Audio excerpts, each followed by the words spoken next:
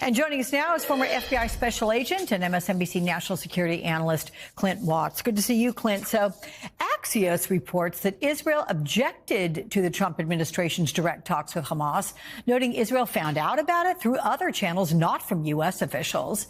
The U.S. designates Hamas as a terrorist organization and historically does not negotiate with them or other terrorist organizations. So what does the administration think it could gain from breaking that position? Yeah, it was a wild turn for me looking back over 25 years post 9/11, Hamas being a terrorist group. And the U.S. doesn't negotiate with terrorist groups. But I would say just if we zoom out a little bit, looking at both the scenarios with Russia threatening sanctions, also with Hamas trying to negotiate independently, what you're seeing is the Trump administration trying an alternative approach.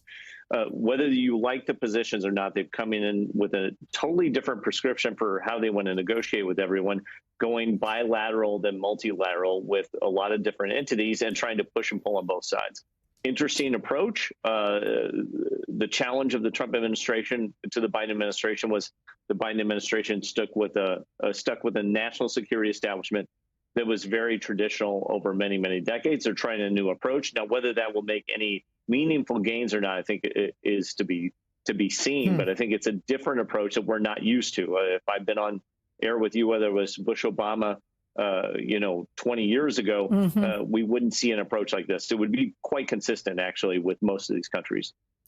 So the administration paused sending military supplies and sharing intelligence with Ukraine this week. How specifically does this hurt Ukraine's war efforts? Let's focus more on the intelligence. I mean, obviously, if they're not getting the military supplies they need, we can figure out how that affects it. But intelligence-wise, what happens without the U.S. help?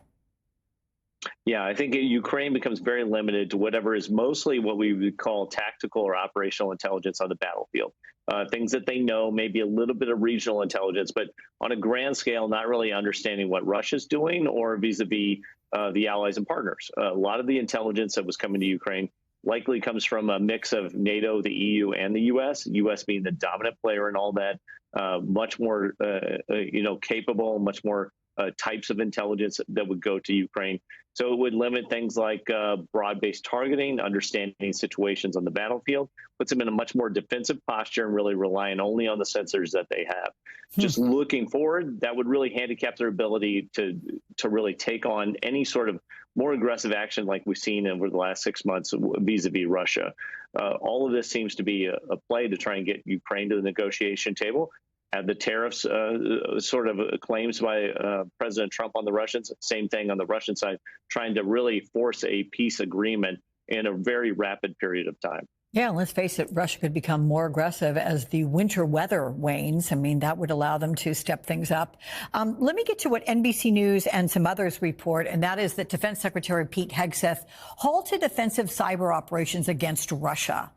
How critical are these operations to our U.S. national security, Clinton? If reports are true, could it be leveraged to get Russia to the negotiating table somehow?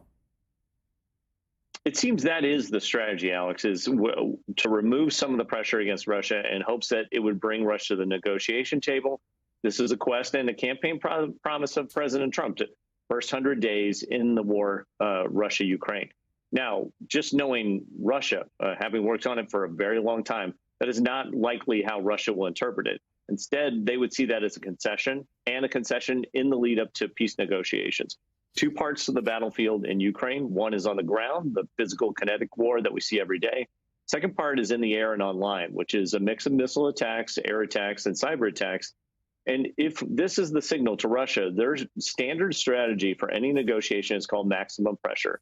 If the West or the EU, the United States, gives any ground, Russia's automatic response is to double down and try and gain more ground, such that when they come to the negotiation table, they are operating at more strength instead of more weakness. So what you'll see is more cyber attacks, more offensive operations. These are the missile attacks you've seen even on Zelensky's hometown in recent days. They're going to double down and try and gain as much ground as they can. So when they come to the negotiation table, if they give up something, they're actually moving up to what was maybe now a week or two ago versus what their present situation is, which they've made more gains. Okay, Clint Watts, always appreciate your sage insights on these things. See you again soon. Thank you.